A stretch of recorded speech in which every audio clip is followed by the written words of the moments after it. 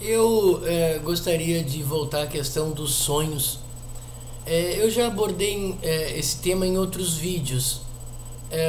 O de número 135 eu questionei se os sonhos poderiam ser mensagens divinas. Para Aristóteles não, né? Seria um absurdo. Quais seriam os significados dos sonhos? Ou por que as pessoas acreditam nessa separação entre dormir e sonhar de um lado, né, e estar acordado de outro, quando na verdade, sob o meu ponto de vista, me parece a mesma coisa. A diferença é que num caso os sentidos estão parcialmente fechados ou quase fechados, né, e no outro os sentidos estão abertos ou quase completamente abertos. Acho que nunca se fecham. E no outro vídeo eu recordei uma teoria de Aristóteles que para mim permanece ainda muito útil. É a de que nós dormimos para preservar os sentidos, os órgãos sensoriais, os 5 sentidos, porque eles não funcionariam ininterruptamente.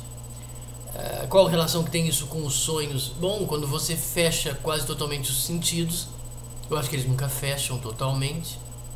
Eu até tenho uma teoria de que se fechasse totalmente nós estaríamos mortos, porque eu acho que esse movimento do mundo que se interioriza em nós pelos sentidos é também daquilo que nós chamaríamos, uma parte daquilo que chamaríamos de alma, que nos mantém vivos em movimentos.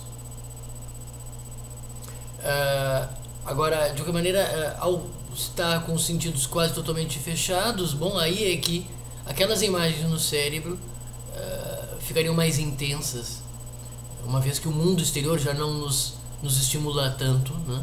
Aquelas imagens e o próprio funcionamento interno do cérebro prevaleceria, e isso que as pessoas chamam de sonhos.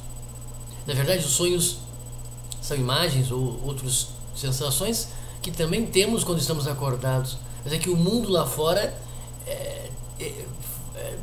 ofusca, né, as imagens internas nossas. Como o sol ofusca o brilho das estrelas durante o dia, mas as estrelas estão lá. O ponto que eu queria abordar nesse vídeo é a respeito de uma experiência que eu vivi nessa última noite, em que eu tive sonhos muito intensos, e eu lembrei deles depois que acordei. E eu acho que a causa para isso foi que eu dormi com o rádio ligado. E não só os sons das pessoas falando no rádio, acho que afetaram os tipos de sonhos que tive. Mas de qualquer maneira é curioso como isso fez com que eu relembrasse mais facilmente dos sonhos, coisa que normalmente não acontece. Não que eu tenha relembrado totalmente, mas relembrei a história de uma forma bastante geral, né? Um outro aspecto que me chama a atenção é uma tese de Freud, que quem escreveu, inclusive, um livro inteiro sobre a interpretação dos sonhos, da maneira dele, né? Para ele, os sonhos expressariam o nosso lado mais instintivo e, portanto, mais básico, inclusive os nossos desejos sexuais e de vida, ou até de morte. E ele questiona, aliás, tese com a qual eu não concordo e eu quero expressar meu ponto de vista agora, é a de que, bom, ele vai mais além, ele diz que, e parece fazer sentido, né? Os instintos eles se manifestariam nos sonhos, mas eles não se manifestariam completamente, porque seriam censurados pelos nossos valores morais que aprendemos em sociedade, segundo Freud, e pelo nosso ego, que fica espremido, indeciso entre seguir os instintos e seguir os valores sociais. Essa é a tese de Freud. A minha questão é que, como eu já disse antes, né, os sonhos são imagens que vamos guardando e elas não param, né? Isso lembra um pouco Thomas Hobbes. As imagens que recebemos do mundo ou as outras sensações, elas entram em movimento no nosso cérebro e pela lei da inércia, diz Thomas Hobbes, elas continuam em movimento. Os sonhos seriam essas imagens em movimento, ou também sendo combinadas, fazendo surgir histórias completas. Eu não sei explicar se haveria dentro de nós um diretor que cria esses sonhos enquanto dormimos. Não parece fazer sentido. mas de qualquer maneira essas histórias são bem completas, bem perfeitas, bem organizadas. Nós não percebemos os recortes entre as imagens, né? Para uma vez fundidas, organizar histórias belíssimas, né?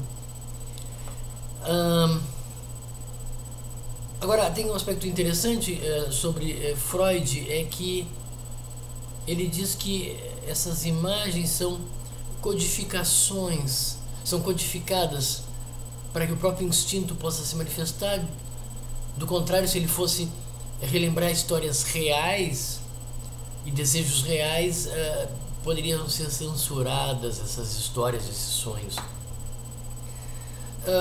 Por exemplo, esses dias eu sonhei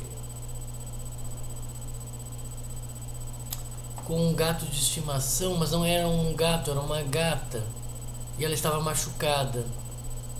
E eu interpreto isso como ter sonhado com a minha namorada, o medo que eu tenho dela sair do trabalho sozinha. É estranho e uma coisa maluca essa interpretação.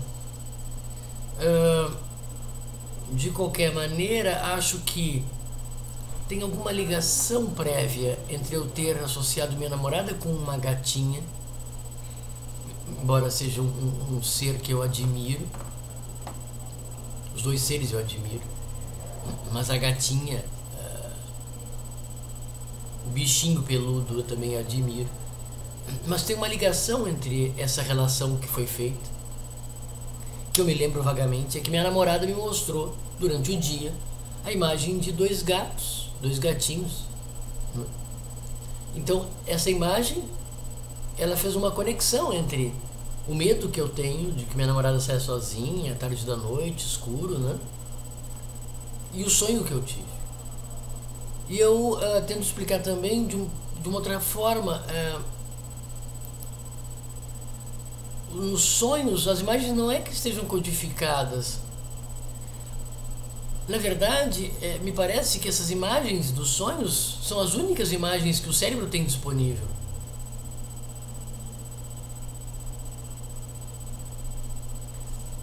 Não sei se é uma resposta suficiente, mas me parece fazer sentido. Talvez essas imagens elas estejam mais profundas no cérebro. Por que eu não sonhei diretamente com a minha namorada, né? Talvez possa ser pelo medo de imaginar isso acontecendo com ela. Embora se saiba de sonhos onde as pessoas sonham com os seus próprios parentes, com as imagens vivas dos seus parentes, né, bem intensas. Mas talvez aquele problema, aquele medo que era consciente em mim e que eu expressei até para minha namorada, ele não esteja guardado, memorizado no mesmo lugar em que estavam aquelas outras imagens. Não sei, talvez a justificativa aqui é dizer as imagens são guardadas, as imagens mais profundas são aquelas acessadas durante o sonho e não aquelas imagens mais recentes que eu tenha vivido de olhos abertos. Talvez aí nós nos encontremos diante de uma explicação mais simples do que a de Freud, de achar que ou não queremos imaginar as coisas acontecendo, ou não queremos revelar nossos desejos ou nossos medos mais profundos e escondamos isso de outra forma, né? Acho que existe uma outra explicação.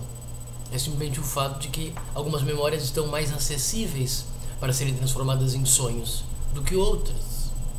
Isso se prova pelo fato de que muitas vezes nós sonhamos com os nossos parentes e com suas próprias imagens reais.